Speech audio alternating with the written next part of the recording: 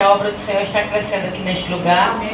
Então é só para dizer que faço parte dessa família, não me sinto de fora. Eu fico mais feliz ainda de ver como essa família tem crescido, como Deus tem abençoado esta obra. Porque quando eu tinha 12 anos de idade, eu recebi Jesus. E naquela época, ninguém ouvia falar de missionário ou de missões. O que é isso? O que é isso de missões? Talvez alguém poderia perguntar se era algum tipo de comida nova. Missões, o que é isso? E mesmo assim, Deus tinha um plano na minha vida, mesmo sem ouvir falar, mesmo naquela época não existia essa coisa de internet, era só a televisãozinha. E eu quero dizer que não sou assim tão velha, né? Mas naquela época, televisãozinha preto e branco ainda. E era só o contato que a gente tinha com o mundo. E hoje está muito mais fácil. Hoje o mundo parece que se tornou menor por causa do avanço tecnológico e desse acesso às informações, desse acesso, mesmo o país mais fechado do mundo, ainda é possível saber alguma coisa, que é a Coreia do Norte. Então eu louvo a Deus pela maneira que ele trabalhava no passado, que no meu caso não é um passado muito longe, mas ele me alcançou ali para a sua obra e a maneira como ele continua trabalhando hoje, com o avanço tecnológico. Deus, ele não está limitado à tecnologia, ele está falando, ele fala, ele chama aqueles a quem ele, na vida de quem ele tem um plano e um propósito. Então eu louvo a Deus por esse trabalho, esse grupo de missões que tem trabalhado para o Senhor e que tem divulgado, trazido informações, informações com foco. Porque informação nós temos na televisão e na internet, mas informação com foco, informação direcionada, que te aponta um caminho para algum lugar. Então eu louvo a Deus por esses 9º culto de missões hoje e encorajo o grupo a continuar à frente. E vou estar injetando um pouco mais de ânimo e encorajamento na palavra que eu quero compartilhar, mas gostaria também de, em alguns minutos, também compartilhar um pouco do trabalho que eu tenho feito ali em Moçambique. Já estou em Moçambique há 10 anos. Eu sou daqui, de Campina, moramos há mais de 20 anos aqui, nessa casa nos fundos da igreja, e saí daqui para ir para o Betel brasileiro no ano de 1997. Estudei no Betel, de lá fui a São Paulo, fiz um estágio na Bolívia e nunca mais parei. E em Moçambique já estou há 10 anos. E lá em Moçambique eu trabalho em diferentes áreas. Uma delas é um orfanato com 260 crianças. E se eu fosse falar de cada área que eu trabalho, eu ocuparia o culto todo só falando de cada área, porque tem muito assunto. Ilane esteve lá conosco e é muito bom falar quando tem alguém que viveu, pisou na terra e comeu chima com uma tábua conosco lá, com cacana, que ela gostou muito, né, Ilane? Então, ela viu como é lá e viu que é muito trabalho. Não dá para ficar gordo não, porque o trabalho é muito. A gente fica gordo comendo a comida da dona Terezinha aí, que empurra a comida na nossa. Mas eu trabalho no orfanato lá do Ministério Arco-Íris, onde nós temos 260 crianças. Também trabalho com a igreja, Igreja de Deus. Lá eu faço parte do Conselho Executivo Nacional, dentro do Departamento de Evangelismo e Missões, onde nós saímos para levar a palavra nos lugares mais recônditos. E quando eu falo assim, recôndito e distante, de difícil acesso, eu estou realmente querendo dizer isso mesmo, difícil acesso, estrada. Eu tenho muitos vídeos no YouTube, se vocês tiverem acesso, podem acessar lá o meu canal, Célia Mendes ou Célia em Moçambique. Você vai ver muitos vídeos lá. Muitos deles mostram essas viagens, onde nós vamos mesmo lá para os interiores, levando a palavra a lugares. A última viagem que nós fizemos no mês de maio, nós levamos 8 horas para viajar 240 quilômetros. que normalmente nós podemos fazer em 3 horas, nós levamos 8 horas por causa das condições da estrada. Mas cada vez que nós chegamos nesses lugares, a recepção das pessoas e a sede de ouvir a palavra de Deus é tão grande que a gente esquece o cansaço da viagem. Nessa viagem no mês de maio, eu tenho um vídeo lá no YouTube, nem tinha condições de dormir. Assim, Deus providenciou uma cama 5 estrelas, assim, uma mesa bem que não era tão retinha, tinha uma baixa assim nela, mas para fugir das formigas. Mas mesmo assim, a gente esquece, nem leva em consideração as dificuldades e os banheiros 5 estrelas, 5 milhões de estrelas, assim, olhando pro céu. Quando a gente vê a sede das pessoas de ouvir a palavra de Deus. Então, é uma alegria muito grande. Mas, além disso, ainda sou pastora numa igreja lá.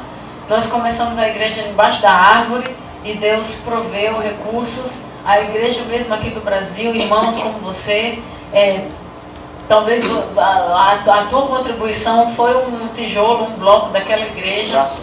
E nós estamos ali naquela igreja, e não só, como a comunidade é muito pobre, e eu estou falando de pobreza real. Mais uma vez eu digo que Lani esteve lá e ela viu como é a situação. Nós visitamos, quando eles estiveram lá, nós visitamos as casas das pessoas, levando uma palavra, uma oração, e ela pôde ver como são as casas das ovelhas, das minhas ovelhinhas, né? São casas que não tem mesmo, que não tem nada, não tem uma cadeira, não tem nada. E por mais que eu já esteja lá há 10 anos, é difícil acostumar com aquele tipo de miséria.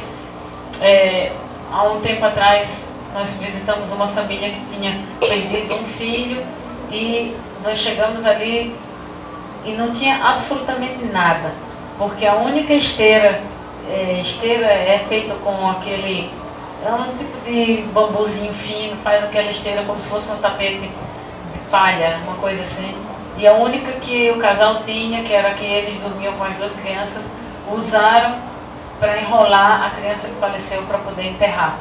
Então, é uma realidade, sim, diferente. E quando eu chego aqui no Brasil, que eu vejo a fartura e às vezes até o desperdício, eu não posso deixar de pensar nas minhas ovelhas lá, que comem uma vez por dia, e as crianças que vão para a escola não comem nada, ou tomam chá simples. Chá simples é água com açúcar só. Então, eu quero te dizer que você é muito rico.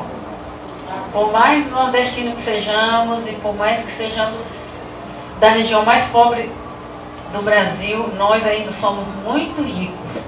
E para não ficar só nas minhas palavras para vocês, eu sei que no último culto vocês já tiveram a oportunidade de ver um vídeo onde nós mostramos a bênção que nós conseguimos ali, os recursos para construir ou para cavar um poço artesiano. Mas eu trouxe esse vídeo de novo porque eu sei que muitas pessoas que estão aqui hoje não estiveram no último culto. E também para você aproximar mais você da realidade que eu estou falando. Então, no fundo, assim, tem a igreja, no fundo de algumas cenas desse vídeo, tem a igreja. Nós não construímos, não colocamos paredes, porque os recursos que nós levantamos para a construção da igreja, nós maximizamos. Então, ao invés de construir, de fazer uma igreja fechadinha, assim, com paredes, com ar-condicionado e tudo mais, nós preferimos fazer, quer dizer, esticar aquele dinheiro, né? Então, fazer uma cisterna para coleta de água da chuva, porque aí conseguimos colocar uma cobertura, e aí coletamos água da chuva. E também fizemos uma casinha de apoio, onde fica a outra pastora que trabalha comigo lá. E antes de vir para o Brasil, no mês de setembro, nós conseguimos cavar esse poço. E você vai poder ver tudo que eu estou falando. Nesse vídeo tem a igreja ao fundo, uma construção sem parede, tem a cisterna, tem a casinha de apoio e tem o poço que nós construímos. E a machamba, que o que é machamba, irmã Quilane? É o quê? Então a horta, nós fizemos uma horta comunitária e hoje ainda eu liguei para a mamãe Maria de Fátima, nossa mãe lá, a pastora que trabalha comigo lá, e ela disse que todos estão maravilhados com a horta, porque as pessoas plantam de uma maneira assim, irregular, elas plantam da maneira que elas sabem, mas Deus levantou um missionário sul-africano para me ajudar e ele ensinou. Eu não entendo muito de agricultura, mas eu digo que o meu dom é descobrir o dom dos outros e usar esse dom.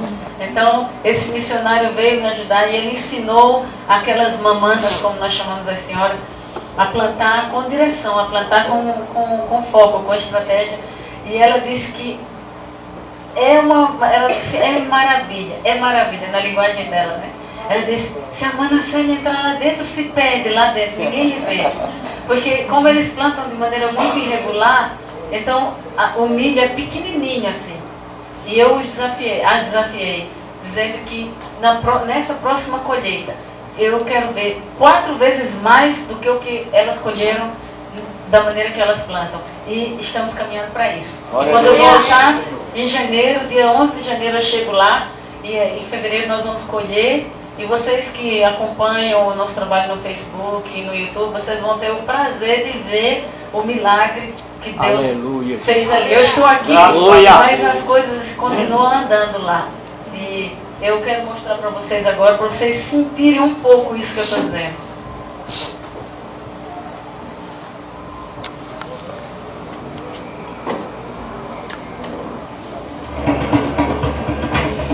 Água, uma das necessidades vitais do ser humano. Então, um pouquinho, para que você tenha um pouquinho do sabor do que tem sido o nosso trabalho ali em Moçambique. Tem muito mais coisa, mas eu gostaria de compartilhar em alguns minutos uma palavra para deixar de encorajamento, não só para o grupo de missões, mas para todos vocês que estão aqui nesta noite. Eu vou ler aqui um versículo em Atos capítulo 13, versículo 36. Se quiser pode ouvir, eu prefiro que você preste atenção nessa leitura. Tendo, pois, Davi servido ao propósito de Deus em sua geração, adormeceu. Eu vou ler de novo, queria que você prestasse atenção. Tendo, pois, Davi servido ao propósito de Deus em sua geração, adormeceu. Irmãos, quando há alguns anos atrás, não muitos anos, há alguns anos atrás, quando eu fui para o Betel Brasileiro, quando Deus me chamou para essa obra, a realidade do nosso país era outra. A realidade econômica, financeira, os recursos eram uma outra realidade. E parece que nós, quando não temos, parece que temos uma tendência maior. Quando temos menos, parece que temos uma tendência maior de depender de Deus. Hoje, a situação econômica no nosso país é outra. Naquela época, por exemplo, o que era fora refletia-se também dentro da igreja. E naquela época, era muito raro encontrar um pastor que tivesse um carro, por exemplo. E a realidade era geral. A igreja era apenas reflexo do que era a realidade econômica da sociedade. Hoje as coisas são diferentes. Muito diferentes. Antigamente, até para ter um retroprojetor na época, que hoje já é talvez objeto de museu, as pessoas não tinha. Hoje toda igreja tem um data show. A facilidade, a internet, muita coisa mudou. Carros, motos, a facilidade econômica mudou. Nós podemos dizer que Deus tem abençoado o Brasil. Aleluia. Mas com isso eu também tenho visto que muitas pessoas têm perdido o foco. Têm se voltado muito para essas coisas, as coisas materiais. E não que seja necessariamente errado. Nós estamos num mundo que está andando numa velocidade muito rápida. E as pessoas estão correndo atrás de coisas. E não quero dizer que é necessariamente errado você querer uma boa casa, ou ter um carro, ou ter uma moto. Não é esse o ponto que eu quero focar. O que eu quero focar é correr atrás das coisas e esquecer o que realmente importa. É correr atrás daquilo que o mundo oferece, investir a vida, investir os sonhos, os projetos, os desejos, todas as forças, a energia, e perder o foco daquilo que realmente fica e permanece para a eternidade. Nesse texto nós lemos um trecho do discurso que o apóstolo Paulo fez, onde ele fala na igreja de Antioquia sobre a promessa da vida de Jesus. E ele vai lá atrás, fala de Moisés, fala de todos aqueles que passaram, e ele chega em Davi. E o que ele diz de Davi?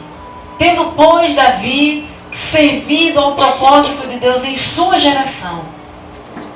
Eu já li 3 vezes, mas não sei se isso já clicou aí na sua mente. Tendo Davi servido ao propósito de Deus na sua geração. Cada um de nós que estamos aqui nesta noite, eu e você, Deus tem um plano e um propósito para a nossa vida. Aleluia. Que não poderá ser vivido por ninguém mais. É você. Independentemente se você está na igreja ou não, Deus tem um plano e um propósito na sua vida, que eu não posso viver o plano que Deus tem para a sua vida. E você não pode viver o plano que Deus tem para a minha vida. Paulo diz que Davi serviu ao propósito de Deus em sua geração. E só então ele adormeceu, morreu, foi para a glória. Será que hoje no dia 21 de dezembro de 2013, será que você já algum dia pensou qual é o plano e o propósito que Deus tem para a sua vida? Porque não há nada de errado em querer ter alguma coisa nessa terra, mas qual é o plano que Deus tem para a sua vida? Eu estava no Rio de Janeiro, lá numa cidade lá em Araruama, e o pastor estava me dizendo, ai, mãe, está no hospital, e essa semana eu fui visitar um irmão que é crente e que ganhou muito dinheiro. Ele trabalhou a vida toda e conquistou muitos bens, ele adquiriu muitas coisas, e ele sempre dizia, eu vou fazer tudo isso, depois que eu me aposentar, eu vou desfrutar disso, eu vou servir, eu vou trabalhar mais para Deus. O fato é que aquele irmão, o pastor foi visitá-lo, ele estava morrendo de câncer. Quando o pastor chegou no hospital, ele já tinha falecido. Hoje, nós temos sido surpreendidos com morte de pessoas em idade muito jovem. Isso nos mostra que nós não sabemos qual é o dia e a hora em que o nosso tempo nessa terra passará. Nós não sabemos. E vai chegar aquele dia onde seremos perguntados o que você fez e tudo que você investiu, tudo que você correu atrás, para que foi? E para quem você deixou?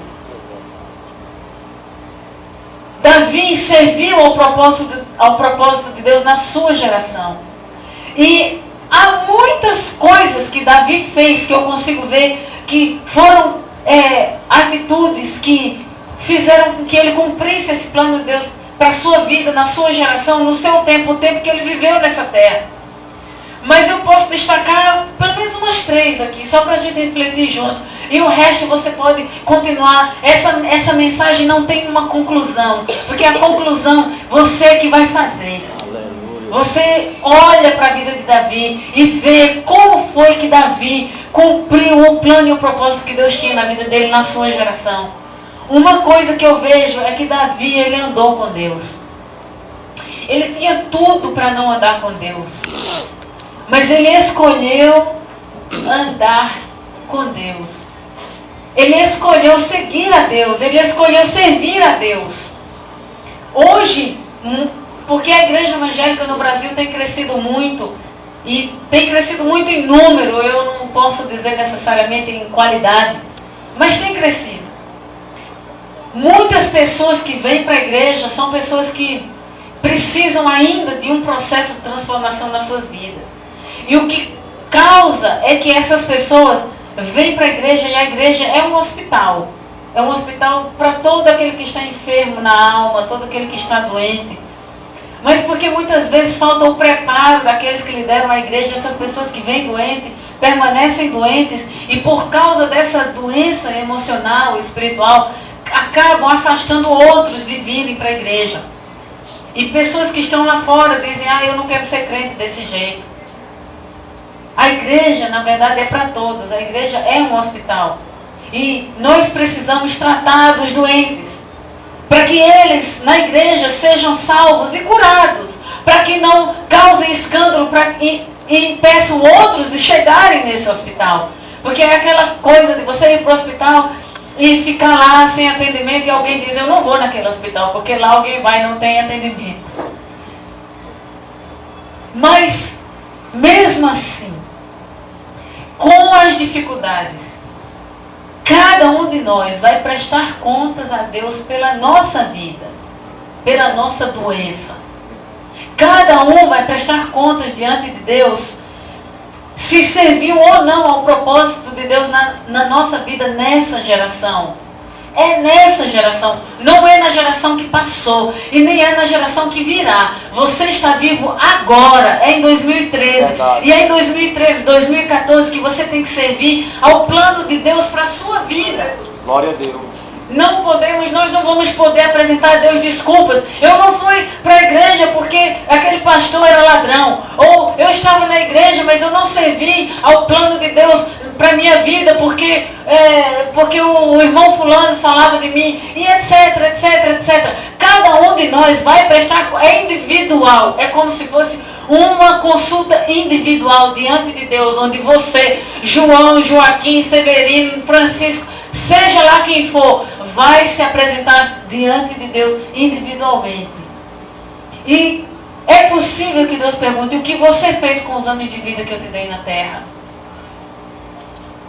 E não vai haver desculpas. Davi andou com Deus enquanto ele pôde. Ele andou com Deus nos anos que ele viveu na terra. Há pessoas que... Eu cresci numa igreja católica, estudei numa igreja católica, e há aquele ensino do purgatório, né? Eu acho que hoje em dia até isso tem morrido um pouco. Era aquela coisa de dizer que a pessoa morre, mas você reza tantas missas e é possível transferir a alma da pessoa de um lugar para o outro. Esse é um ensino que falta com a verdade. Não é possível. Nós vamos nos apresentar diante de Deus segundo aquilo que vivemos na terra. Nada nem ninguém pode nos tirar de um lugar depois que nós morremos. O tempo é agora. O tempo de você servir a Deus e cumprir esse propósito que Ele tem na sua vida é agora. Verdade, Davi andou com Deus na sua geração. Davi andou com Deus nos seus dias. Mas ainda eu vejo que Davi, ele foi um homem que não... Eu vou usar aquela expressão que é um pouco básica, mas fala muito. Aquela expressão que diz assim, Davi não lambeu as suas feridas. Você entende essa expressão? Quer dizer que Davi, ele não se viu como um coitadinho, um miserável. Ele não foi vítima. Se existe alguém na história da Bíblia que teria todos os motivos e razões deste mundo para se sentir inferiorizado, abandonado, rejeitado, desprezado, menosprezado, era Davi. Davi, ele tinha todas as razões para ser um coitadinho. Ele tinha todas as razões para se sentir a pior pessoa do mundo. Ele tinha todas as razões para nunca ser bem sucedido na vida. Nunca. Davi, quando o profeta Samuel chegou na casa de Davi para ungí-lo como rei, o profeta Samuel veio ungir a Davi. O pai de Davi, o próprio pai de Davi, chamou todos os outros irmãos, aqueles fortes, bonitos, talvez aqueles de cabelo mais lambido, aquele de cabelo mais bonito, aqueles mais fortes, mais musculosos, e o pai dele foi chamando. E o profeta Samuel diz, mas você não tem mais nenhum filho. Ele diz, não, todos estão aqui. E o profeta Samuel diz, mas você tem certeza, Jessé, que você não tem mais nenhum filho? Porque eu vim ungir alguém como rei, mas essa pessoa não está aqui. E eu sei que ele é seu filho. Então ele diz, tem lá, um Zezinho lá, um coitado lá, não vale nada não. Veja aí, olha de novo para ver se não é um desses aí, porque aquele ali não vale nada não. O próprio pai de Davi. Davi tinha todas as razões para se sentir desprezado e rejeitado pelo próprio pai. E dizer que não sirvo para nada. Porque nem meu pai não me valoriza.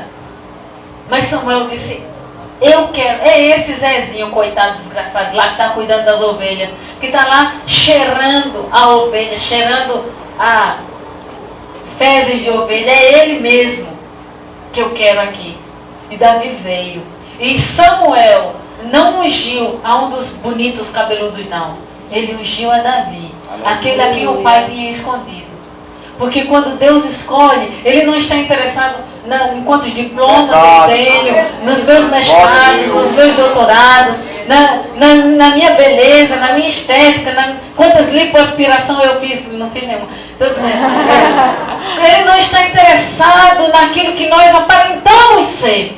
Ele está interessado naquilo que nós somos aqui dentro. O próprio Deus fala de Davi. E se nós lermos uns versículos para trás, no versículo 22, diz assim, o próprio Deus fala de Davi. E ele diz, encontrei Davi, filho de Jessé, homem segundo o meu coração. Ele fará tudo o que for da minha vontade. O próprio Deus falando de Davi. Se Deus tivesse alguma coisa para dizer de mim hoje, de você hoje, o que Deus diria? Qual seria a frase que Deus usaria para descrever a você? Porque exteriormente nós podemos mostrar uma coisa muito linda. Sabe, irmãos, ações nós podemos controlar. As nossas ações, elas são premeditadas. Nós podemos controlar as nossas ações. Podemos planejar o que dizer. Podemos planejar o que fazer. Porque a ação é algo que pode ser planejado, controlado. Agora, a nossa reação, ela mostra aquilo que nós somos. E Deus, quando Ele olha para nós, Ele não olha para nós como as outras pessoas nos veem. Porque, por exemplo, aqui na igreja, alguém pode chegar, cantar bonito, pregar bonito, falar bonito. É possível, porque é planejado. Nós planejamos o que vamos fazer como ação. Mas as pessoas vão ver isso. Mas Deus vai ver aquilo que nós carregamos aqui dentro. Aleluia. As mágoas que nós temos de pessoas. Às vezes rixas, às vezes coisas que nós carregamos aqui dentro. Aqueles complexos de inferioridade, às vezes aquele sentimento de manipulação. Deus conhece aquilo que nós somos aqui dentro. E aquilo que nós somos aqui dentro não é possível esconder. Porque nós sempre, em alguma maneira, de alguma maneira ou de outra, nós vamos mostrar quem somos. Quer ver um exemplo? Se alguém pisar no teu pé, de mau jeito, e você for pego desapercebido. Dependendo do que eu tenho dentro, eu vou dizer, Deus te abençoe. Ou eu vou dizer, infitete miserável. Eita, não está cego, não está vendo não. Porque é uma reação. Eu controlo a minha ação, mas eu não consigo controlar a minha reação. E Deus não está interessado nas ações planejadas. Ele conhece aquilo que nós carregamos aqui dentro. Davi, ele andou com Deus. E Davi, ele não se viu e não se comportou como um coitadinho miserável. Ele foi um homem que não lambeu as suas feridas. Ele não ficou na caverna da inferioridade, na caverna de vítima. Davi, ele olhou para Deus. Ele se importou com o que realmente importa. Ele se importou com o que é eterno. E em 2 minutos eu quero ainda dizer mais uma coisinha que eu vejo aqui em Davi. Eu disse, essa mensagem não tem conclusão, porque a conclusão você que vai fazer. Você que vai pensar mais coisas que Davi fez, que fizeram com que ele cumprisse os propósitos de Deus para a sua vida, na sua geração. Mas há uma coisa que eu vejo na vida de Davi, é que Davi não se deixou contaminar pelo orgulho e a manipulação. Sabe, Davi, numa idade muito jovem, ainda quase adolescente, ele derrubou um gigante que nenhum exército inteiro conseguiu derrubar. E se Davi tivesse sido contaminado pelo veneno do orgulho, aquele momento que foi o começo do seu sucesso, poderia ter sido o começo do seu fracasso. Ele poderia ter dito, viu como eu sou bom? Eu sou tão bom na balieira que eu com uma pedra só derrubei o gigante. Eu sou bom mesmo. Ele poderia ter saído dali cantando vitória, dizendo que eu sou bom. Mas ele disse não. Ele não disse isso. Ele disse, olha, você vem contra nós, contra mim, com espadas, com lanças, mas eu vou contra ti, no nome do Senhor. Aleluia! Davi não se gloriou naquilo que ele sabia. Ele não se gloriou que ele já tinha matado um urso com as próprias mãos. Ele disse, eu venho contra ti no nome do Senhor dos Exércitos. E ele, no nome do Senhor dos Exércitos, derrubou um gigante, mais de 2 metros de altura. Davi caiu diante de um menininho. E esse menininho se tornou o rei de uma nação que ainda hoje existe. São poucas nações do mundo que ao longo de 2000 anos ainda existem. Poucas, pouquíssimas. E Israel é uma delas. A nação que o rei Davi governou. Ele não se deixou contaminar pelo orgulho e pela manipulação. O rei Saul perseguiu Davi, tentou manipular Davi, mas ele não se deixou contaminar com isso. Ele não deixou o seu coração se dobrar diante das coisas que o mundo poderia lhe oferecer, diante da perseguição, diante dos ataques. Ele se manteve firme diante do Senhor. Eu quero caminhar para o fim dessa reflexão, só fazendo você pensar numa coisa. Se a sua vida na terra fosse esse fio aqui, a gente nem consegue ver onde ele acaba. Aliás, eu quero dizer que a nossa vida na eternidade é como esse fio aqui. Agora imagine a nossa vida na eternidade, porque a sua vida na eternidade já começou.